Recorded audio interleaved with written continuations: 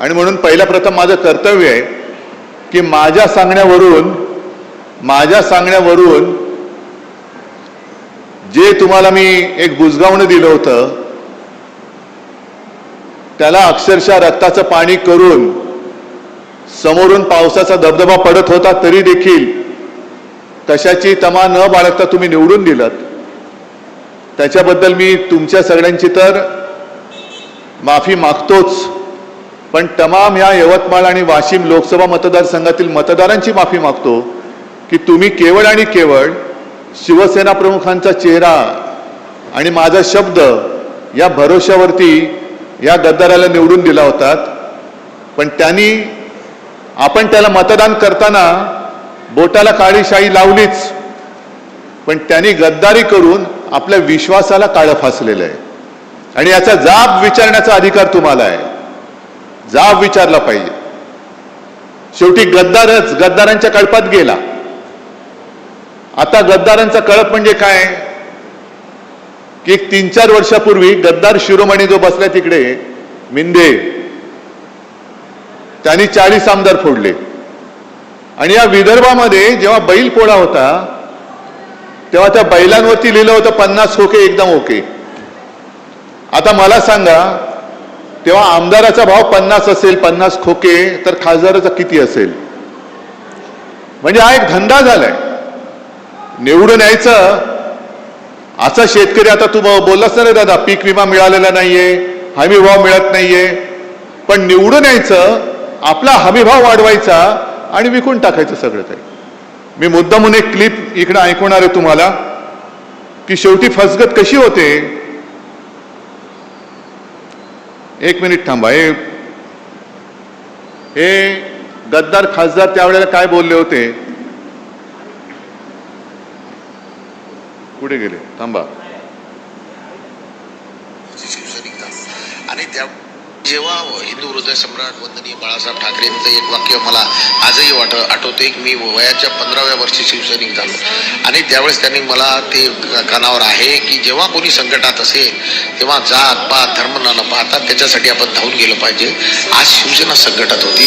माझी आई 83 वर्षाची होती. तिनं सुद्धा सांगितलं की शिवसेनेसाठी आपल्याला जायचं. थोडेसे गदगद झालेले आहात आईची आठवण काढून, तर आता आईची आठवण आलेली आहे. मला सांगितलं होतं शिवसेनेला सहकार्य करत, म्हणून आज मोठ्या प्रमाणावर त्या ठिकाणी आईचं स्वप्न तुम्ही पूर्ण करताय आणि म्हणून तुम्ही ठाकरे बरोबर उभे राहिले. हो, बिलकुल ठाकरे साहेब.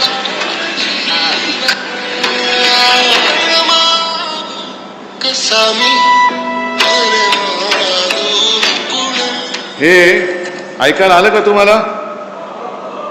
आईला काय वाटेल? आईची शपथ घेऊन जर गद्दारी करणार असेल तर खरोखर आईला काय वाटत असेल? आणि चूक आपल्या सगळ्यांची झाली, विशेषतः माझी झाली. आईची शपथ घेतल्यानंतर ह्यांनी पूर्वी एकदा आपल्याशी गद्दारी केली होतीच, तरी परत आले. आणि परत आल्यानंतर तुम्ही आता या टेपमध्ये ऐकलं असेल की जेव्हा कोणी संकटात, अरे एवढे शिवसैनिक असताना शिवसेनेवरती संकट येऊच शकत नाही, तुझी काळजी कर, माझी करू नकोस.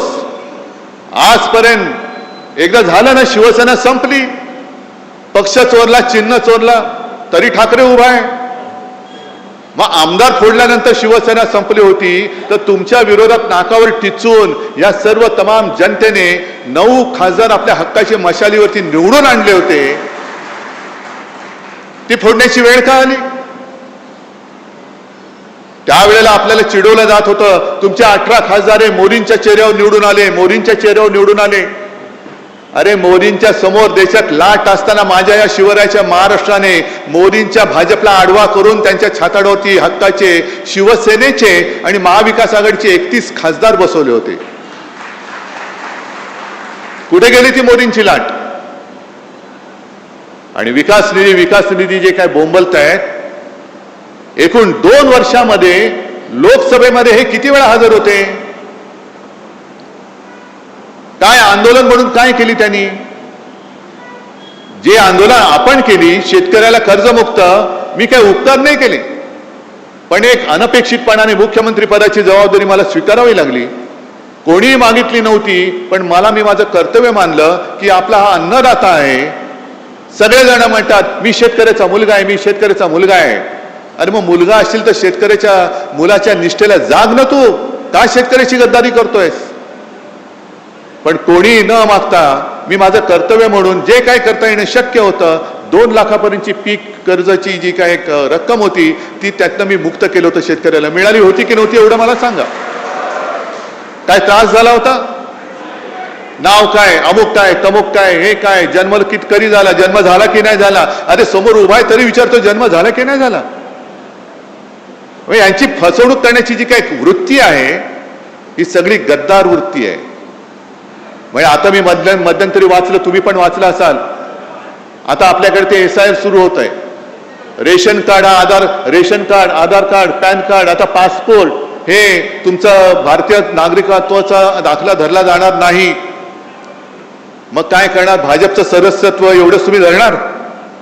आम्ही नाही आहोत भाजपचं सदस्य, कारण हा भारतीय जनता पक्ष नाहीच आहे. असाच जर का वागला तर हा पाकिस्तान जनता पक्ष होतोय की काय, अशी आम्हाला तर चिंता वाटायला लागलेली आहे. कारण यांनी गद्दारी जी केलेली आहे, गद्दारी तुमच्या आमच्याशी केलीच. गद्दारी स्वतःच्या आई बरोबर केले, गद्दारी शिवसेनेबरोबर केले, गद्दारी तुमच्या बरोबर केले. आणि एवढंच नव्हे तर जो उल्लेख आता संजय राऊत यांनी केला, राम मंदिराच्या दानपेटीतले पैसे चोरले जात आहेत, चांदीच्या विटा चोरल्या गेल्या आहेत. शिवसेनेने देणगी दिली होती, तिचं काय झालं माहिती नाही. चांदीच्या विटा दिल्या होत्या, त्याचं काय झालं माहिती नाही. शिलापूजन, स्वतः शिवसेना प्रमुख गावोगावी फिरले होते, यवतमाळमध्ये सुद्धा आले होते. तिकडे सगळीकडे पूर्ण महाराष्ट्र शिवसेना प्रमुखांनी पिंजून काढला होता. राम मंदिर वही बनाएंगे, काय एक वातावरण झालं होतं. आणि तमाम हिंदूंना यांनी सगळ्यांनी साथ घातली होती. हिंदूंच्या भावनेशी गद्दारी करणारे हे भारतीय जनता पक्ष आहे. आज हा हिंदुत्वाचा अपमान आहे. ही गद्दारी शिवसेनेशी नाही, गद्दारी हिंदुत्वाशी केलेली आहे, गद्दारी या देशातल्या हिंदूंशी केलेली आहे. जाब फक्त या गद्दाराला विचारून नाही चालणार, जाब भारतीय जनता पक्षाला विचारावं लागेल. आपल्याकडे काय होते की जेवढ्याच तेवढं करून आपण विसरून जातो. ज्याप्रमाणे विधानसभेत आपलं सरकार यांनी पाडलं, गद्दारी करून पाडलं. 2.5 वर्ष तुम्ही राग तुमचा धुमसट ठेवला होता आणि तो राग त्यांना लोकसभेमध्ये दाखवून दिला. यांना काय वाटतंय की आता काही नसताना काही केलं तरी चालतंय. लोकांची स्मरणशक्ती किती आहे? किती आंदोलन करतील? 1 आठवडा करतील, 1 महिना करतील, 2 महिने, 3 महिने, 6 महिने, 3 वर्षांनी जेव्हा निवडणूक येईल तेव्हा आम्ही बघू. नाही, हा राग विश्वासघाताचा जो राग आहे तो धुमसता ठेवला पाहिजे. तुम्हाला जी मतं दिलेली आहेत ती जनता, ही जिवंत माणसं आहेत. त्यांच्या न्याय हक्कासाठी म्हणून तुम्हाला मतदार तिकडे त्यांनी खासदार बनवून पाठवलं होतं. आणि विकास निधी कोणाला लागतोय? विकास निधी फक्त काय भाजपच्या बापाच्या मालकीचा आहे?